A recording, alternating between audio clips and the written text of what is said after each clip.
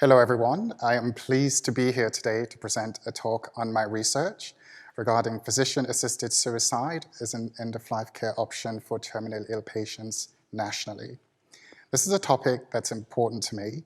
I'm passionate about it because I believe the time for proper discussion on this topic has come. To begin, I would like to make a small disclaimer. I know the topic is sensitive to some members of the audience, and I strongly encourage you to keep an open mind and to think about it in terms of an academic discourse on the topic. I would like to give a definition of physician-assisted suicide as it is legally defined in the United States. And in the context of my research, this is the definition I'm using. So legally, physician-assisted suicide is legally defined as the voluntary termination of a person's life through the ingestion of lethal medication with the assistance or direct or indirect with a physician. Now, I do have a small take on this definition because physicians are not allowed to have direct participation in that process. That's a felony under the current laws of Oregon. And I think this definition probably needs to be revised. This is from legal.com.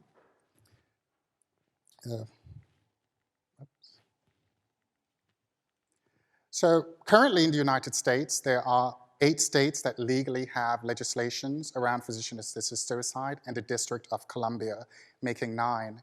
The 10th state, Montana, has only legalized physician-assisted suicide by Supreme Court mandate only. There's no legislation that supports it in that state.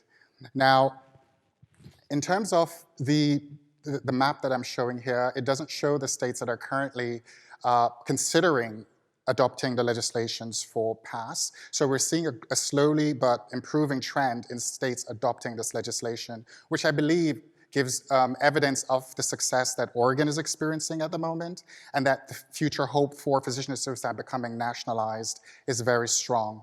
So my position in the research is an advocacy one. I am strongly in support of this, and I've used an evidence-based approach to support why I believe the time has come for this, based on data compiled by the state of Oregon. So there are 13 safeguards built into the legislations that most people who oppose PASS are not aware of.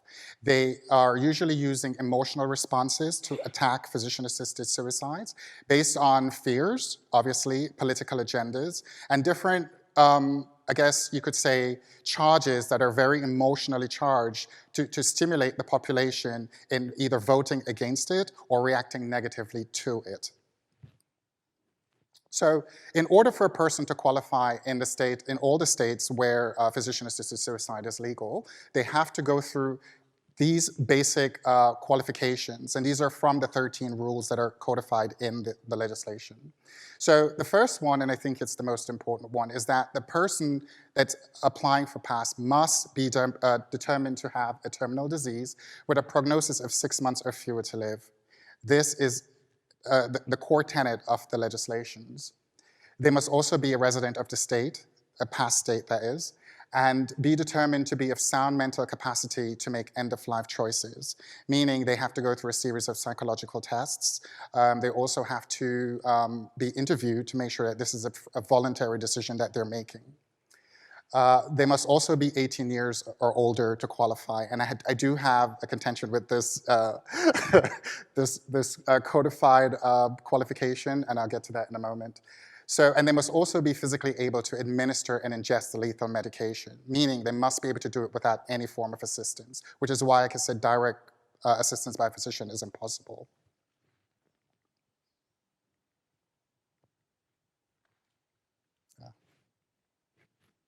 There we are. So, as I was saying before, many people resist PASS based on conceptions that they've got, whether it be religious, emotional. Usually, as a trigger, it's the word suicide that triggers this response in people. They don't really care about the legislations and the safeguards that are in place to protect against abuse.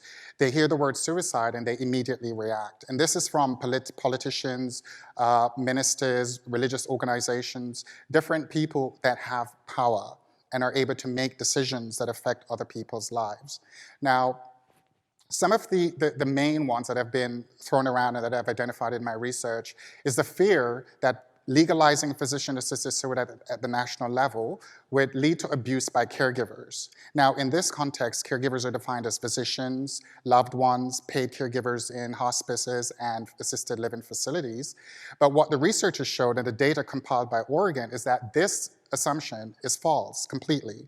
First of all, the evidence shows that majority of the persons that qualify and have used PAST in the past, and this is since 1998, have opted to choose to die at home for the reason that they felt the care received from a loved one was more something that brought comfort, peace of mind to them as an individual versus being in a hospice where the person is a paid caregiver and has very little emotional attachment to them as a patient. I felt that that was a key ingredient in disproving this fear. The next one was fear of a bureaucratic death panel. Now, this is quite interesting because this came about in 2009 with the political elections that were going on around that time. And there was a very, very famous politician that coined this term in 2009 on social media, and it took off like wildfire and created fear all across the country where people were fearing that now we were going to have death panels in Washington that would determine who received health care and who did not. And this was targeting mostly the elderly, especially people on Medicare and Medicaid, and as well as the terminally ill and disabled. So that was effective in sort of stalling all future talks in Washington on this topic, because the topic had arisen in 2009 when the Affordable Care Act was being drawn up, and they were including certain provisions into the legislation to offer some benefits of PAST to the terminally ill, and that was immediately killed and never made it into the final product. The next one is that it would endanger vulnerable groups. The vulnerable groups here would be people with chronic depression, untreated pain, or people who were easily coerced into doing things. And they felt that this vulnerable group would sort of solicit past resources to end their lives, and that would be an abuse to them. But what they failed to realize in coming up with this assumption is that over-the-counter drugs was equally a potential for abuse, right? Because the vast majority of suicides that occur in the United States, and I think in 2017 or 18, it was 45,000 deaths that occurred from suicide in the common form, either abuses of drugs, suicide by other means, and this far outweighed all the people who have used PAST to date, which was about 4,000 people from 1997 or 1998 to 2017. I thought that number was significant because it shows that the focus on the issue of suicide was misdirected. They're focusing on a group that's targeting services that benefit a particular group, especially baby boomers who are coming off that age where a lot are coming now with terminal diseases and chronic illnesses. They were now being denied an option to have a choice between palliative care or physician-assisted suicide. The fourth one is the refusal of insurance companies to honor claims in favor of past claims. This one is the least important, but I felt it was important for people who would probably hear the word insurance and immediately be triggered into believing that now insurance companies would willfully prevent or deny an insurance claim for a chronic illness in favor of physician-assisted suicide, because economically it would be easier for the insurance company to say, well, kill yourself, we'll pay that claim, but I will not pay for a chronic disease. So the fear for that is effective in that it helped stall the talks in Washington, because as we know, insurance companies are very powerful, and whenever anything involves the insurance companies, you're going to get a blowback. So that debate is still ongoing. There are still talks of this in certain parts of the United States around the death panel as well as insurance companies. So this is one that I think, even though it's not as important, because there's no stipulation in the legislation that dictates whether or not this person needs to worry about their insurance policies at this time. And then there's the one about the act of God.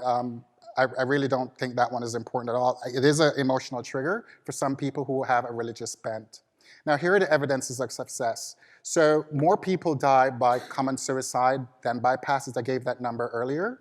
And then we have the end-of-life concerns as being the other one that supports the assumption. But what most people were claiming was that they were worried that people would choose to end their lives because they didn't want to feel a burden to their parents or caregivers. And we show that that is very low on the scale of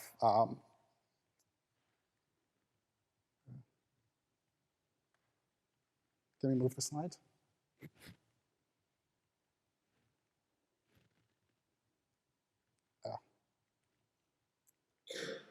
So the key takeaways. So the evidence suggests that PASS fills a societal need for chronically ill patients and terminally ill patients. And I do believe that the time for the greater discussions have come politically in order to enact legislations. Adoptions by other states, we see a gradual trend in that. So that's also progress that we can see that people are recognizing the benefit that it provides. And that it currently creates an unethical distribution of healthcare resources in the United States, with certain states having this legislation and the United States does not. So I think with the baby boomers, as I had said earlier, I believe the time is ripe for greater discussion politically. And that's why I'm advocating that more and more people engage in this discussion at the academic level. Thank you very much.